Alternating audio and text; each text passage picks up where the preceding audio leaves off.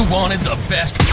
You've got the best podcast. The hottest podcast in the world.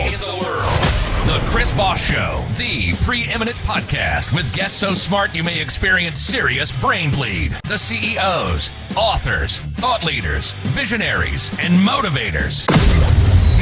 Get ready. Strap yourself in. Keep your hands, arms, and legs inside the vehicle at all times, because you're about to go on a monster education roller coaster with your brain.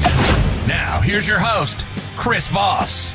I'm Chris Voss here from the ChrisVossShow.com. Ladies and gentlemen, that makes an official welcome to the show. As always, for 2,400 episodes and 16 years, we bring in the Chris Voss Show with all these amazing folks with their stories, their journeys, their lessons of life, the different things that they share with you to help improve the quality of your life. As always, help improve the quality of other people in your life as well. If you would, please go to goodreads.com/Chris Voss, linkedin.com/Chris Voss, and Chris Voss 1 on the TikTokity. As always, we have amazing authors on the show. Today, we have another one amongst us. Opinions expressed by guests on the podcast are solely their own and do not necessarily reflect the opinions of the host or the Chris Voss Show. Some guests of the show may be advertising on the podcast, but it is not an endorsement or review of any kind. He's the author of the newest book that came out August 5th, 2023, called Odat, Orbital Drop Armor Team by Lieutenant Alexander Tambascia. And we're going to get into some of the details of his experience and his knowledge on the show and his books and why some of them might be an autobiography. Welcome to the show, Lieutenant Alexander. How are you? Thank you. Thank you for the invite. I really appreciate it. It's Lieutenant Colonel, just so you know. Lieutenant Colonel. Oh, that's yes. Right. Let's see. Lieutenant LTC Okay, I'm on the book cover. Yeah, retired. That's my retired marker. So that, retired. Lots of markers. Give us your .coms or any place you want people to find you on the interwebs to get to know you better. I have a profile on amzn.to. Of course, I have a fan group on Facebook, a very active fan group. It's called Imperial Command. For a brand new author like myself, I already have close to 300 interactive people that follow me. I give all my book secrets, sneak previews, early release information, and discount codes to my fans via that page. To learn more about my book series, Odat, and future books and things like that, I definitely recommend that people should go to Facebook and check out Imperial Command. I'm working with some of my fan base to try to expand Imperial Command to like Instagram and X, but it's not as easy as it seems. That's true. There's some platforms you just do better on. I've had that where there's certain things that do better on certain platforms and other platforms you can't get any traction on. It's kind of wild how that works. So give us a 30,000 overview. What's in the Odat book? Odat is a science fiction that's based on my personal war history. It was written in the same spirit Aldous Huxley did Brave New World. So it's an autobiography set to a futuristic backdrop. For those who aren't familiar with the reference, Aldous Huxley Brave New World was about his personal struggle with drug addiction.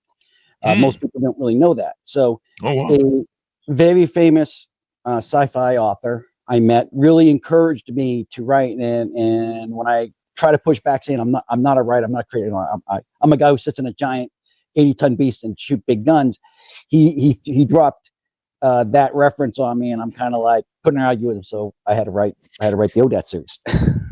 And when did you start the series? I guess this book was published in 2023. Is that correct? I started it in 2022.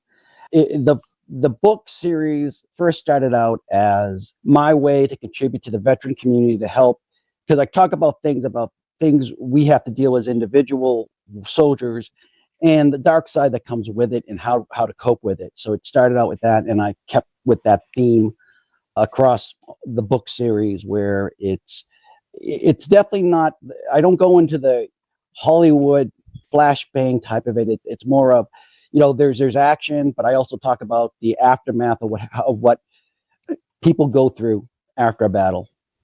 Mm-hmm. And so you basically framed an autobiography for you as a sci-fi novel. Is that correct? Yes. Okay. And so now there's 2 books in the series that are out now. There's a 1 and 2 that people can order. How does that series work, and is there more coming? I started out as doing this as a trilogy. It starts, book 1 covers my experience with K4S4. Okay. Book 2 is my Afghanistan experience, and book 3 is my Iraq experience. Okay. So Now, what did you, just to get a definition on that, what is the KS4, I think you said? K4S4, that was Serbia and Herzegovina, that whole area when we had those conflicts with the Serbs. And I certainly remember that, the Balkan Wars, I think is what they were called, or there's probably a number of different references to them. But that was a real shit show in the 90s, right? Yes, it was. And so the books basically cover, book 1 just basically covers my experience going from graduating armor school to going into combat. And I cover a lot of the realist stuff of we just don't get on an airplane and fly over. I cover a lot of the administrative nightmares we have to go through. Oh yeah. To give it some realism, that all the stuff you'll never see in a movie. Yeah. It's kind of funny how everything magically happens in a movie, right? You don't see all the moving parts. And certainly when our military moves, there's a lot of moving parts and planning and, logistics to it. Right? Oh, yeah. Mm-hmm. Yeah, it is, for every one soldier, regardless of their MOS, me being armor, it's even more. But what is an MOS? Military occupation specialty. Regardless of the MOS, there's at least 1,000 people in the background helping to get that soldier downrange. I mean, dealing with mission planners, logistics, supply. There's, it just isn't as simple as I get my go bag and I hop on an airplane. And suddenly you defeat the warlord enemy of the world, and everything's good at the end, and then you leave with the chick at the Hollywood end of the movie, right? Yeah, I've been through 4 deployments. I never ended up with the chick at the end, so I don't know. It must be for only the Marine Corps that gets that. Somebody on, maybe some of those 100 people in the background need to arrange a date or something. I don't know. Yeah, but no, I mean, you're right. It's interesting how Hollywood can present that whole thing, and I guess if you only got an hour and a half or 2 hours of film screen, it's hard to show all that stuff. But so tell us about the characters in your book. I guess they're kind of based on you, but who's the main protagonist and some of the people in the book that use as characters? Okay, so I actually cover this in I have a note to the readers explaining this. The book is based on everything through my eyes, and so I'm actually writing as myself. The main character has my name. Okay. And a lot of the names of the people I mention in the book, either with their straight real name, or I change it a little bit because they wanted to be an alien character. So I alienified their name, are all actual people I've met and known in my career. So every character in my book is based on someone I met in real life. Oh, wow. It's basically, like I tell people, is all the major events are based upon real instances in my life. I just put with a sci-fi background, and those who served in these battles, they know exactly what I'm talking about. And those who've never served, they'll just be entertained with the action. People love military novels and war stories and things like that. The premise of the book is Orbital Drop Armor Team. What is this Orbital Drop? How does that work in the sci-fi nature? I've been a big sci-fi geek, and anyone who's been a tanker, been armor, they all know about David Drake's Hammer Slammers. And I basically took his concept of, in his book, tanks drop, from orbit down to the planet side. But, it was more based on a lot of what I call, fantasy sci-fi, science that is so far advanced, we will be dead and buried, and our great grandkids will probably be grandparents themselves before that technology comes.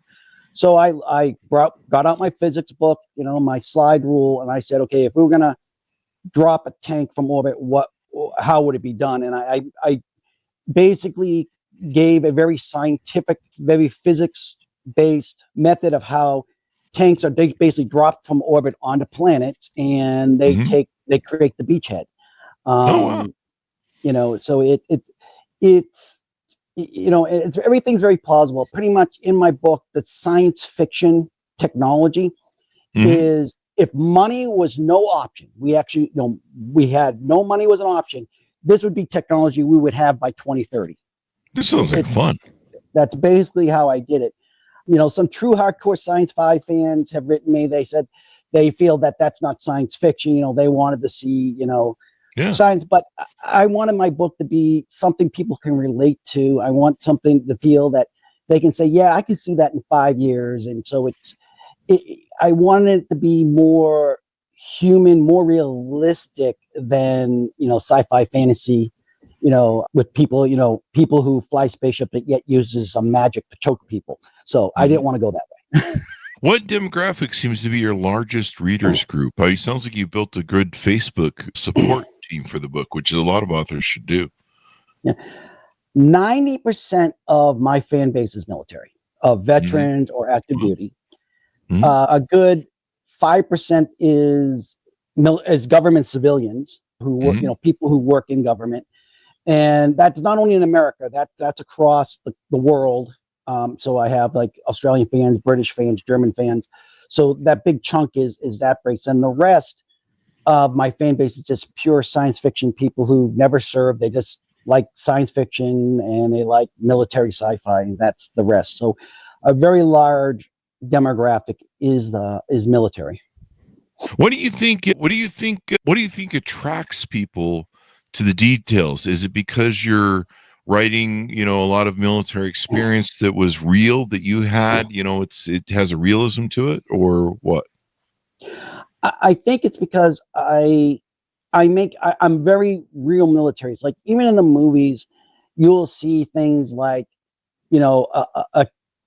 a chief would never talk to an officer like that, or a junior officer would never talk to a superior like that, and things like that. So when they read my book, it's very regimental. It's very, what it is in real life, how enlisted and officers interact, how things are done. And it seems that many people appreciated that part of it, and and also the details of how to go through things. I had one person write me, said that in my life, when I did my first knife kill, and I was very detailed in how I did it, and he wrote me saying that was the most realistic description he's read in his life, because he says he's done a lot of those type of killings, and he says, no one has been that accurate. And in a morbid kind of way, I kind of appreciate that comment, saying, I did a great job. At the same point, I'm going, I just don't want to be known for that. So let's see. What's the other question I have for you? There's something about notes that were sent to me from your PR agent about wearing a Stetson and hat in public. A Stetson hat in public? I'm a cav officer, and one of the signature things is our most famously, Robert Duvall. I was going to say, yeah. That's air cav. So those are all the people who fly in the choppers, but there is actually a ground cav called the armor cav. We are cavalry officers who basically ride tanks. And a few of us are in Humvees and M2s, but we don't talk about them that much. So we go through hell to earn these. We earn our sabers, we earn our spurs. So when I got retired medically from the military, this is the one thing I wear because it sets me apart. It's something that is earned, not given. And the Green Berets say the same thing about their beret. Jump people say things about the jump wings. You got to earn it. And that's why I wear it. And my book is cav focused. So I also wear it in as part of me and my book series. So it's kind of a dual function. It's the show that I served. And it's really nice when I'm like shopping, I'm in the supermall, I'm wearing my Stetson, I meet a fellow cav guy, and it's, you instantly bond. It's that instant bonding mode. When you meet other cav guys, I'll be at Market Basket, I live in Northeast here, we have Market Baskets, and I'll hear across the place someone screaming Gary Owen, and I'm like, he's a cav guy. Yeah. Now, does your character in the book wear the Stetson? Everyone all members of Odat wear Stetsons. Okay. There you go. I actually talk about the importance of the Stetson in the book, and why, if you do meet somebody, you don't touch their Stetson, and why. Very, you can get in a bar fight very quickly if you do that. That's my rule on all dates: never touch the Stetson. Yeah, never touch. We're very protective of that, but I talk about it. We all wear them, and it's more in the book. It's more of a, we wear it in non-combat role. It's more of our, Class A, Class B uniform. Because in our combat uniform, I have, we're wearing combat helmets. Yeah, what a classic scene with Robert Duvall from Apocalypse Now. Yeah, my brain just completely farted. Apocalypse Now. I love the smell of napalm in the morning. It smells like victory. I just love the narrative that goes over that, where it's the main actor, and he's this was the guy who was going to go home untouched, and never, nothing was going to ever happen. This guy, he could just stand there as bombs are dropping around him. And it was an interesting thing. And the funny thing about Apocalypse Now is a lot of the stories that are in the movie are, they were going, I think they were filming in the Philippines, Apocalypse Now. And so they were getting a lot of the Vietnam vets that were coming out of Vietnam to round back to the States. And they were hearing the stories of them. And so a lot of those stories that are, real from Vietnam vets' experience, they were putting in the book, and, stuff like that was just crazy, man. But, Charlie can't surf. That reference is in one of my books. Oh, is it really? Yes, I have that reference. A little homage to the old Robert Duvall. I mean, it's such a great movie too. And it was a dark war. So I think we have somebody else coming on soon from the Vietnam War, and we had somebody this week. There's still people alive for it. So have you ever considered your book as a big screen TV series or anime adaptations? Actually, yes. Me personally, I'm leaning towards anime, because I'm the Gen X generation. I grew up in the golden age of anime from 1977 to 1991, the sweet age of all the great animes. So I always saw it being that way. A lot of my fans wanted to see it in the big screen. They want to see it in a movie. Many of my fans want it to be a series on Netflix or Hulu. So I have been talking to people. I have been engaging in that type of discussions. And and I'll be honest, it's not as easy as, you just bring your book in, drop it off to the producer, and they make it. There's a lot involved, and not even going into the legal side, just trying to get, for all intents and purposes, to Hollywood or anybody who makes these type of productions. I'm a nobody. So it's very hard to go using agents and stuff to get that FaceTime to give them the 8-minute elevator speech about why they should consider your story. Mm-hmm. I'm in the process of doing that, and it is challenging. I'm actually having my agent trying to get me in front of production. They're the anime people that done Ghost in the Shell, Appleseed. They've done the very famous Kaiju number 8, which everyone is very fond about. And many of my literary people I work with, my screenwriter who's actually doing the adaptation, said, oh, really? Yeah, anime will probably be a better route, because the amount of sci-fi SFX, special effects they're going to have to do to make a live action just might break the budget. But it doesn't cost much for an anime. It's just, whether it's a lot of explosions, little explosions, it's still the same cost for the artist. Yeah. I mean, there's so much they do with CGI now, though. It's pretty crazy what they can do with CGI. It's wild. They just go in these big green screen room studios, if you ever watched it, and they're just like, making shit. And yeah, it's pretty wild. All the stuff that goes into it. I find it just impressive as hell. But, anime probably can give you that cool sort of anime look and rush. I mean, I remember growing up. Does Speed Racer count as anime, or yeah, 1977 Speed Racer? When you see the it's racing down the road, and the sort of animations that go on with to affect that can be kind of cool looking. So with the series, my next question for you is, do you have a preferred studio if a filmmaking studio could make it? Definitely Production IG. I've met Mishimi Shiru many years ago at a convention. Uh-huh. I was always been impressed by his artwork, his books, his animes. So when he started Production IG, and a large portion of their art, their product is based on his artwork. So by hands down, I want to be with Production IG and be part of that legacy of great animes they produced. It's like I said, the most famous being Ghost in the Shell, followed closely by the Appleseed series, Kaiju number 8, and many others that they've done. So it would be an honor if they would adapt, make an adaptation of my story. Let's see, what else do we have up here on deck? You say it's meant for the Gen X reader, and but you're seeing it sort of apply to all.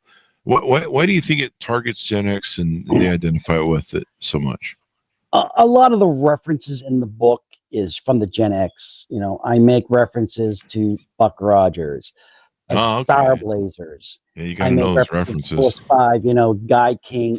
In different ways, I have a lot of things. A lot of AC/DC references. So the band AC/DC or band. Yeah. Okay. And the heavy metal, both the music and the movie.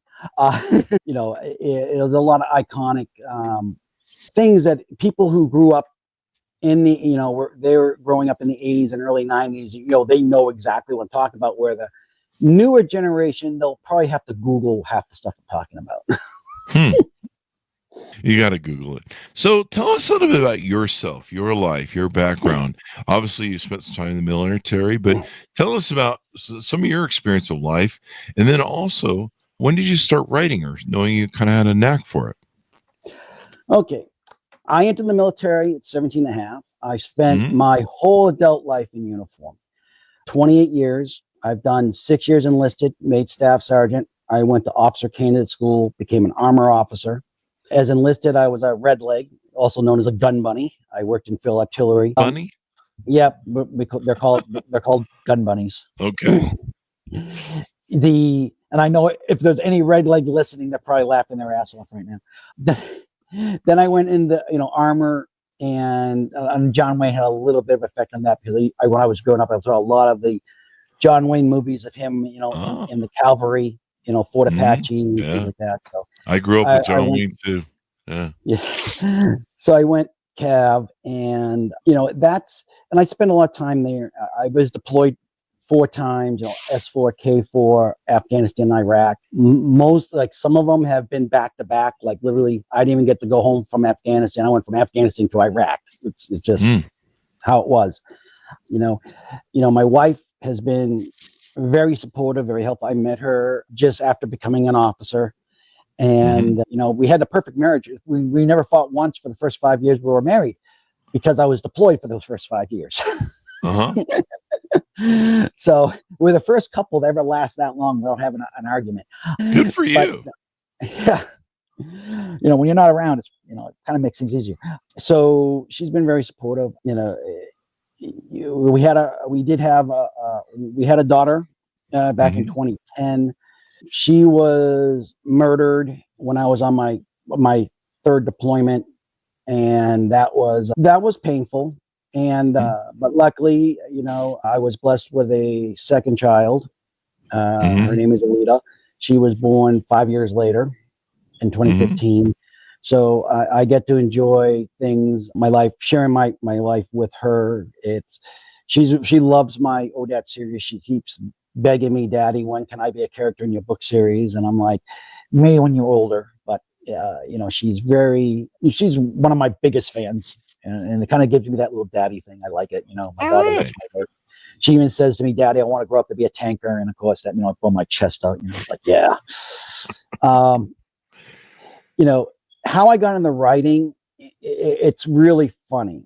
When I got medically retired, the VA basically said, hey, you're terminal. We're giving you about 5 to 6 years, based on your exposures and, and other vets in your profile, So I met Jonathan Yanez, and I basically, told him, hey, I'm going to, if I'm terminal, I don't want to die not having anyone ever remember who and what I was. Can I be a character in your book? So I'm remembered somewhere. And he agreed, and we got very close. We'd talk about things, and finally he started pushing me, write your own book. And I finally told him, I said, listen, I'm a sci-fi geek, but I can't write an autobiography. I'd fall asleep just trying to write it myself. And And he looked at me and he says, you know who Aldous Huxley is? I said, yeah, Brave New World, great thing, for betas, things like that. And he goes, that was a book about his drug addiction and his own autobiography he put in the sci-fi format. I go, oh, I didn't know that. Then he looked dead straight at me and goes, if Aldous Huxley can do it, why can't you? And hence the birth of Odat. Oh. I started writing in 2022. Book 1 was released in 2023, followed by book 2 is in 2024. And book 3, to complete the trilogy, is coming out this summer. I'm working with Hoyt Audio Productions from Florida. They're going to make the trilogy into an audiobook on Audible. They're very, very good people. And I was kind of lucky because most audiobooks, with the exception of those that are dramatized, usually have one narrator, male or female. I actually I made a deal with them where I have both a male narrator for male characters and a female narrator for female characters. So it's adding a really good level of narration for a book that's not going to be dramatized. So they're really good. I'm planning, once I complete book 3, I'll be starting a whole new series based in the same universe. So the same Odat universe. So if you read the first 3 books, you're going to know exactly what's in my universe, but it's going to come from a different perspective.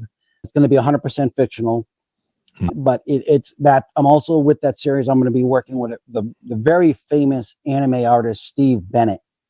And with Steve Bennett, we're going to be, making a online comic in conjunction with the book series. And so we're going to basically have a dual media presence, and, he's going to make visual a lot of the things in my book. I have a lot of people asking me, what do these aliens really look like? You describe them, but they're trying to picture them. So this will be a way to give this to my fans of, what the various races look like. So I'm very honored to be doing this collab with him. And I'm also going to be doing I was invited to do a collab with T.E. Butcher, who does the Panza series. We're going to be co-writing a whole new series together called Ice Troopers. So I'll be supporting him on that when I'm not writing my other book. So I'm a very brand new author, compared to Jeffrey Haskell, Jonathan Yanez, Richard Pathwo. These guys have been writing for years. So I'm definitely the youngster in the room, but I have to admit that when those famous people have read my book and they've told me they think it's really good content, and that that meant more to me than being number 1 on Amazon or New York Times list. It's just having these famous people read my book and come to me and said, hey, for first time you really did amazing jobs. I really congratulations, man. You're a burgeoning author and you're working on book 3. Now, is it going to be the same sort of setup in universe in book 3 as you've used in book 1?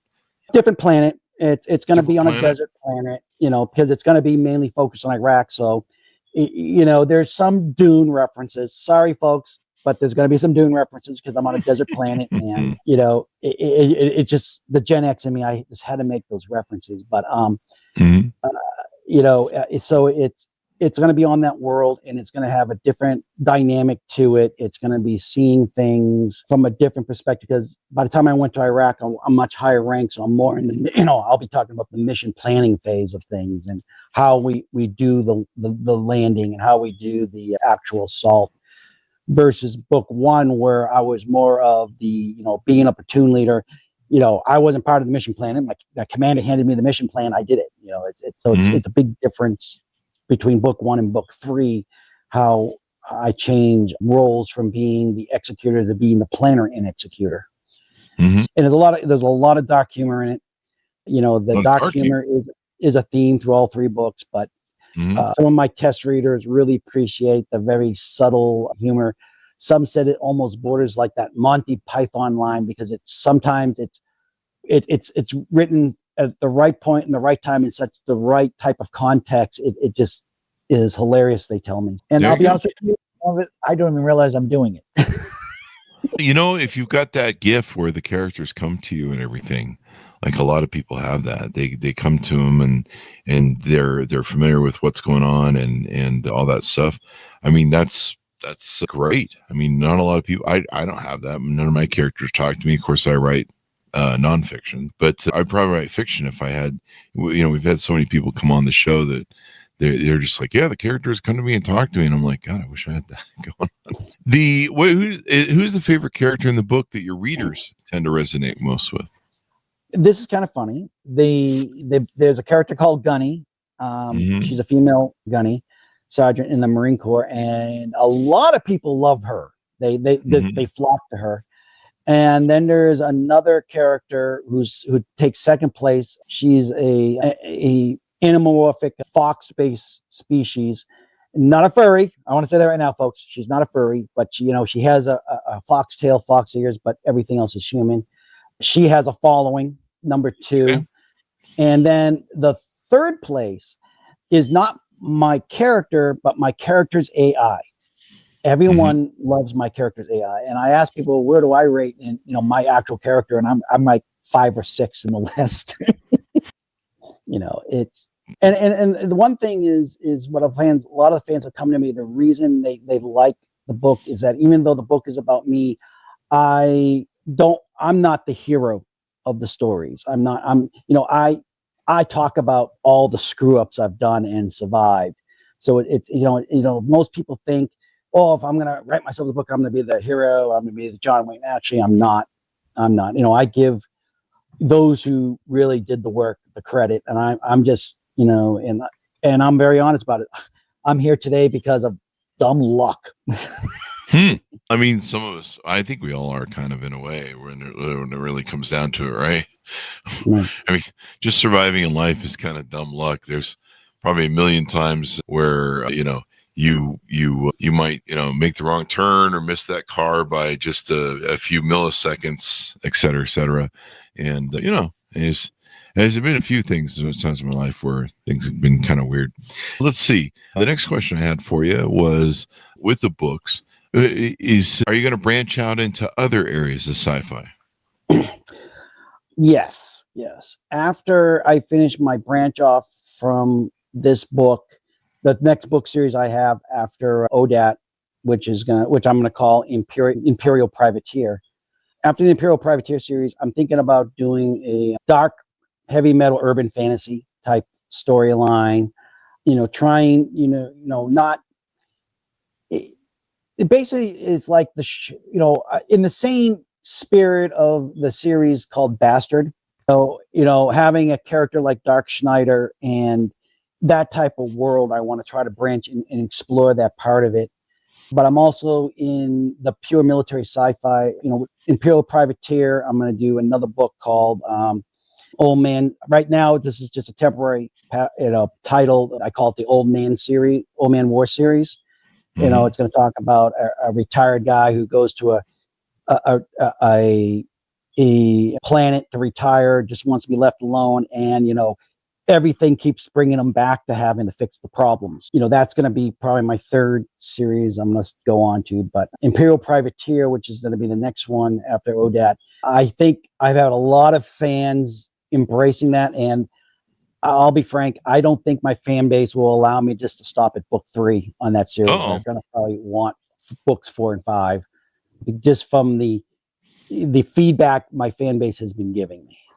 Oh, wow. I mean, that sounds like a great thing you're building there, and then there'll be more people that want to take and do it and all that good stuff. So now are you a full-time writer now? And how does your working and writing affect your family life? I'm not a full-time writer. I'm a part-time writer. I take, one dedicated day of the week to writing, usually it's a Sunday. But throughout the week, as my brain's constantly thinking about things, if I think of something, I write it down. So when I go to write, I have it there. I do work as a civil servant for the Department of Defense. I'm a GS-15. I work in engineering. And so I do that, for the taxpayer, Monday through Friday. So my weekends, I try to dedicate Saturdays with my daughter, and then Sundays I'm writing content, and I'm hoping that, when I do get old enough for the quote unquote retirement from civil service, that I'll be a full-time writer then and be able to crank out books faster than one a year, because that seems to be my pace, one book a year. Oh, there you go. I want to try to speed up to 2 books a year, if possible, for many of the full-time authors. But my wife is very supportive of my writing. Pretty much, she's become my de facto business manager now. So she handles all solicitations, everything. My daughter is my number one fan. She loves my book. She loves the artwork of the books. So it's challenging, but in the same way, I just, maybe I'm just, because I'm a dad of a 9-year-old, I just love to see the twinkle of my daughter's eye when she sees me autographing books There you go. and doing things. And, she gives, she pumps her chest out, that's my dad. That is wonderful, man. That is wonderful. And, it's hard to write books. People don't realize it's a challenge to finish just even one book. So you're doing good. I really thought it was writing was the hard part. I found out the hard way. Writing is the easy part. It's getting it published is the hard part. Yeah, definitely. But you're doing it smart. You're building an audience. You got your own Facebook group. I learned that from a lot of authors. You always want to, build out your group. You want to build out your thing so that people can, know more about what you're doing, and you can have that support for your advanced copies. What do they call them? ACRs, your advanced copy delivery, and then that way you can get those great whatchamacallits. So anything more we need to talk about before we go? The one thing I just want to shout out, one of the things that I do, I'm not per se very active in the community, but I am a very strong supporter, is the working canine community. I actually have my partner from my military life is a working canine.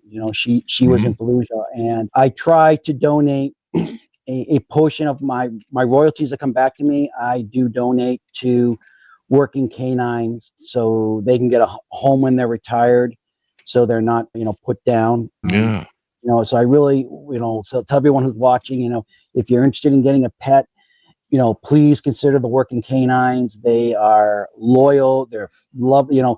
You kind of think former police dog gets scared. They're not scary. My dog is an army canine, and she loves my daughter. So, so when you get my books, I do make an effort to contribute a good sum of money to the Working Canine Fund, every year. Please, if you don't want to support me, at least support my working canines. Please support a veteran's work. That's very important as well. Thank you very much for coming on the show. Give us any .coms or any places you want people to check you out and follow up with you on future projects. First, thank you for inviting me. It was such an honor to be on your show. I know it was an honor to have you, sir. Best place, folks, if you really want to get in touch with me and know my community and know about my work, is my Facebook group, Imperial Command. It's a very unique page group. You'll see a tank, and it says in big silver letters, Imperial Command. Join it. We have a wonderful community of people, and I have fans that actually take on my universe roles as my admins. One of my admins, he wants to be called Drop Master because he associate with a character in my books who's a drop master. Definitely that. Amazon, I do have an author profile on Amazon, so you can find me there. I'm also on LinkedIn. If you type in my name -author at the end, you will find my LinkedIn page, and I do respond to fans. So every fan who reaches out to me, I do respond back to them, whether they have good things to say or bad things to say. I appreciate all comments, and I respectfully and respond to everyone. Sometimes if it's bad comments, it'll be simple as thank you for taking the time to at least read my book. And because I kind of look at it, people ask me, how do I take bad reviews? And it's sort of like, I think of the Pirates of the Caribbean when, Johnny Depp, the British author who goes to Johnny Depp's character and says, you're the worst author I've ever heard of. And I'm let there go, but yes, but at least you've heard of me. Don't. So that's how I kind of look at it. Yeah. So I had a friend that somebody did that to him once, and he was fairly famous, and he was like, knocking my friend down, and my friend's, like I said, fairly famous. And he goes, and a friend of his that was also famous, he said, who's this dude that's, I mean, I know who you are, you're famous, but who's this troll that's sitting on you? So it was funny. how that worked Yeah. out for him. Yeah. Yeah, I mean that's the best way I can, that's the best way I deal with bad reviews because, at least I know they had to read my book to make the bad review. And you know what's funny is some of those people don't read your book. Like some of them, they'll just spread hate. Like they just, I don't know, they hate the premise of the book. I mean, I've talked to a lot of authors, and it's kind of funny. Some of the people that write the nastiest reviews, they read like the first chapter, and quit or something. Yeah, They don't like the premise. They're just slinging shit like monkeys from the thing. Yes, I had one of those in my life, and it was really, really shocking bad review. In fact, I had to deal with Amazon to get it removed because he clearly didn't read my book. But he wrote about how my book is homophobic and it's a book Wow. for white supremacy. It's a What manic the hell? all this stuff. And the fact is, I don't even talk about sexual orientations in my book. It's not there. It just I don't Wow. talk about race because from my eyes, everybody wears green. I don't Yeah, care if sure. you're yellow, red, That's purple, fair. or a single horn purple people eater. You're in a uniform. We all wear green. We all fight together. And I Sure. guess that kind of triggered them that I weren't talking about those things. But so Oh, they came off with this really bad 1-star review saying all this nasty Jesus. stuff. And, I knew. There's some crazy people out there, man. Yeah. And I mean, I wanted to write, if it's in Amazon, if you could, talk about it. Like, did you actually read my book? Because I didn't I know. wish they could make you ask that on Amazon. Like you could follow up. I like on Yelp or other places that are review sites. If you're the hosting body, you can reply to the review and say, "Hey, I'm sorry you didn't like what happened, but we're willing to fix it for you." That sort of thing, right? Yeah. And that would be Yeah. nice because Yeah, it's kind of crazy. Thank you very much for coming on the show. This has been very exciting and interesting. And what a great mission you're on to share this stuff. And I imagine it helps veterans as well. And we're always supportive of our veterans and everything that happens. So thank you very much for coming on the show, Alexander. Thank you very much, Chris. This was a wonderful time, and I couldn't think of a better way to spend my Friday night than sharing it with all your fans. And you too, as well. Thank you for your service. Folks, pick up the book wherever fine books are sold. It is entitled Odat, Orbital Drop Armor Team, out August 5th, 2023.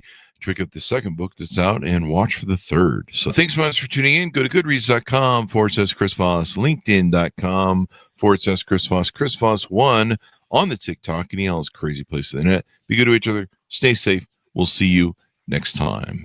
And that should have us out, as we like to say.